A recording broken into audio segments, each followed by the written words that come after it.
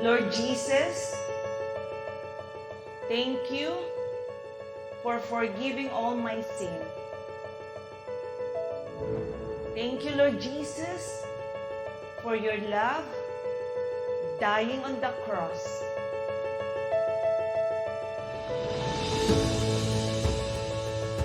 Lord Jesus, be my Lord, be my Savior, and be my Master.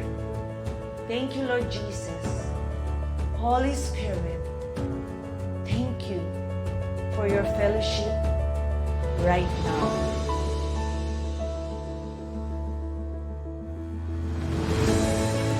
Because you are the God who create light and bring peace. You are the God who establish everything, Lord God. Protect every one of us. Make your face smile upon every one of us. Bless every one of us and keep us. May you lift up your countenance and give everyone your shalom. Please seal our prayer. The glory, honor, praises, power belongs to you before all time, now and forever. In Jesus' wonderful name, amen and amen. Praise the Lord. Since nandito na nga yung mga pangga natin dyan sa Energy FM Cebu, no? Yes. Ipasok na natin sila sa linya. Yes, si DJ Ron ang makakausap natin from Energy FM Cebu. Hello. Yes, hello. Good morning, Lindsay. Good morning, DJ Ron, DJ Lindsay, and DJ Baby Toby of Energy FM Manila. Kamusta kayo dyan? Kami dito last night, aga kaming gumising, akala namin work na, hindi pa pala. Yun palang nangyari.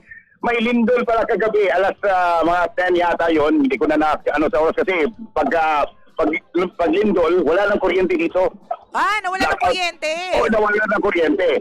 And sa mga information ko na nakalap ko, there are some areas, like for example, doon sa Bantayan, may simbahan na doon na collapse. I don't know how big is that church, but siguro baka kapilya ng chapel yata lang yun.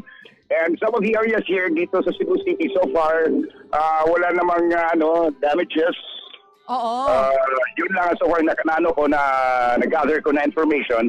But yung earthquake last night, wala ang kuryente actually. Tapos it rains very lakas talaga ng ulan. Oh, very hard. Very hard. Yeah. Hindi, pero anong nauna? Nawala ng kuryente muna or nawala na ng kuryente after nung No, yung lindol muna. Nag-earthquake tapos nawala ng kuryente. Parang seconds lang ang distance between the lindol and the kuryente na nawala. Oo. DJ Ron, i-describe mo sa amin yung lakas nung lindol kasi it was said here na 6.9, di ba, Baby 6.9. Toby? Yes, correct. Yes, it's 6. Oo. It's 6. So anong feeling ng ganun? Parang sumasayaw ka sa it's really I don't know others to express for them, but me myself having those experience, iba parang ayoko na matulog. Ay, oo. Nakakatakot din nga naman kasi baka paggising mo, wala na, last mo na yan. Di ba? Oo, ito na parang yung mga tao, yung kapitbahay ko, lumabas sila lahat. Then ayaw din nila matulog kasi tinitignan nila yung mga bahay nila kung may mga crack pa or may nasira ba. Oo. Then luckily, that's really good. Wala naman so far. Oo. Sa naman. mga bahay-bahay dito, sa mga friends ko, no damage naman din. Oo. But then the experience is really parang you're afraid to sleep back again. Oo, kasi nakakatakot talaga, pero itong pinakamahalaga, yung mga taga Energy FM Cebu ba, may naapektuhan ba yung station natin dyan sa Energy FM Yung sa Cebu atin at naman dito, malapit dyan sa New Zealand, area? Dito naman sa New Zealand, sa ating studio naman dito, wala namang na damage dito, or transmitter na sa bundok, wala din. I was just thinking baka parang hindi na yun naka-stand straight yung natin. So far, God is good again. Wala naman din nangyari. We're broadcast still after that incident at that lindol. Wala naman. So, Dito, wala mga damages. We're still on broadcast after that one. Pag nabalik na yung kuryente, ano pa rin, we're on pa rin. On air Yan, pa rin. mabuti naman. Yes. Oh, thank God Yes, po, no, yes. na okay po kayo dyan sa Energy FM Cebu at Oo. hindi po kayo na-disgrasya or what po, no? Oo. Wala naman din Tommy Ogway, we're fine here. People here just keep on praying na sana wala nang ganun na may experience natin, especially at night while we're sleeping. Oo. It's really Yes, hard to yes. get back to sleep again, no? Buti na lang okay kung araw, di ba? Kasi yung natutulog ka tapos may lindol, ibang experience yun eh. Oo, totoo. Rather than experiencing earthquake in a daytime kasi Totoo. gising ka. Oo. Yung natutulog ka, it's really hard. You know, parang ma-paranoid ka na. Totoo yan. Kapag kasi tayo natutulog, hindi tayo alerto nun eh. True. Iba yun ang experience sa lindol at night at saka yung daytime. Oo. Kasi natutulog tayo niyan eh, ng mga oras na yan, alas 10, di ba? So ako nga natutulog ako, pag ko, earthquake ba to? Wala lang, nakahiga na niya ako. Wala pakiramdam eh, no? Medyo mag-hit ka dun sa part na yon, DJ Ron. Wala talaga kung tipo hindi ako bumangon. Nagano na just observing sa mga tao, then pag wala nang ilaw, doon ako bumangon tapos chika-chika ko ask them what do you guys keep on waking up, hindi ba kayo planong matutulog? Ganon. Oo. Pero, DJ Ron, question, ano naman yung naging, yung pinaka-initial na reaction ng local government unit dyan? Kasi malalaman natin, di ba, na nakita na lang namin na may binawian na ng buhay, may mga nasugatan, ganon. Yes. As far as yung nakuha ko mga information, the government here are doing it now. They're working and they're monitoring sa mga places, especially yung mga barangay natin, yung mga kapitan, looking yung may damages pa yung mga constituent nila dito. Yun lang so far ang ko nakalap ko kasi wala pa kasing news update na nakuha natin dito sa sa mga our media partners. So yun lang. Lindsay and Topic. Ayan. Thank you very much, DJ Ron, Wala- ha? wala- Balitaan mo kami wala- kapag may Lindsay, may progress. Hindi ba umabot yung lindol dyan sa inyo? Hindi masyado. Wala ba? Ibang lindol yung ginawa namin kahagabi. Ibang lindol mo yung ginawa ni DJ Lindsay. Ay, ha? Yung- Anong lindol ba yun? Yung lindol po na masarap na medyo masakit. Yung lindol na nakakabuhay. may nag-text nga sa akin dito. Sabi niya nga, lindol na yun sa bagong kasal. Huy! Patay tayo dyan. Ayun na nga. Nakakaloka. So, DJ Ron, again, thank you very much, ha? Thank you, din, DJ Lindsay and you, Toby.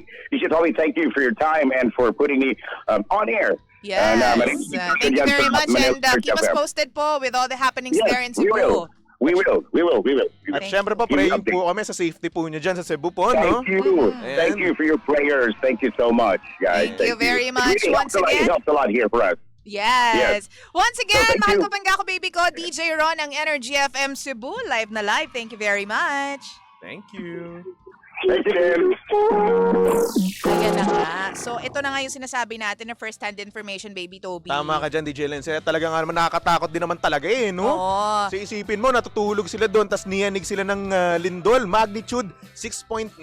Oo. Pero tulad ng sinabi ni DJ Ron, no, maganda naman na hindi masyado doon sa area nila at least hindi masyadong kumbaga nagkaroon ng damages. Kasi nga sabi nga niya, no, sa Negros daw ang epicenter, no? True. Naku po. At kanina nga nakita natin, no, sa mga pictures na nilalabas natin sa ating Facebook Live, no, meron dong isang church na talagang nasira talaga. True. Ayan, ipakita ulit natin yan, Maku, no? Ayan na nga. Sa ating live, no? Oo. At talagang i-describe natin, DJ Lindsay, para sa mga pangga natin dyan na nakikinig sa radyo. Oh, ayan. Ayan, meron dito yung church dyan, no? Talagang nagiba yung iba sa kanyang establishment. Ayan, Ayan, no? yung Mga ibang bato, parte, yung ibang bahagi parte. po ng simbahan na yan, talagang nabitak. Actually, yung iba nga gumuho na, Tama. yung ibang parts na yan. So, makikita mo, ito yung parang nakikita natin sa movies. Oo. Sikat na church to. Oo. By the way, hindi ko lang maalala kung ano yung pangalan niya, pero sikat na sikat tong church na to. At meron pa tayo ditong picture na kung saan meron ditong lugar, no? Talagang nagiba yung mga tent Yun. at yung mga establishment, may Yes. mga basura, di ba? Oo. Talagang nakakatakot. Ay, oo. Sobrang nakakatakot So- yung nangyari dyan sa mga pangga natin dyan sa Cebu. Yes. Pero yan, good to know na yung doon nga sa Energy FM Cebu, nasabi naman nila at na wala naman daw masyadong nasugatan, wala naman masyadong na binabuyan ng buhay. And we are happy just hearing that news Yes. from them. At syempre, keep on praying pa rin, no, mga pangga, no? Kasi nga naman, pakalakas ng kapangyarihan ng prayers. Yes, totoo Actually. yan. At syempre naman, sa lahat po ng mga nagtatanong kung ano bang balita dyan sa, yun yung sa Cebu natin. Sa Taal naman, mamaya-maya, Baby Toby, maghahanap din tayo ng pwede makausap. Hanap tayo ng source, di ba? Ng source. Ang layo natin sa Taal, eh. Oo nga eh. Oo. Pero anyway, mga pangga, yun muna ang latest news, no, tungkol sa mga nangyayari, no, kaganapan dyan sa Cebu. Yes. At eto, magbalik tugtugan muna tayo, DJ Lansing. Yes, oras natin ngayon. Pangkakamahal ko, baby ko, 7:43 ng nagmamagandang umaga. Kaya naman tumutok lang dito sa estasyong same, pero... Pangga! We are number 1, 06.7 Energy FM. Pangga, huwag mo sabihing radyo. Sabihin mo!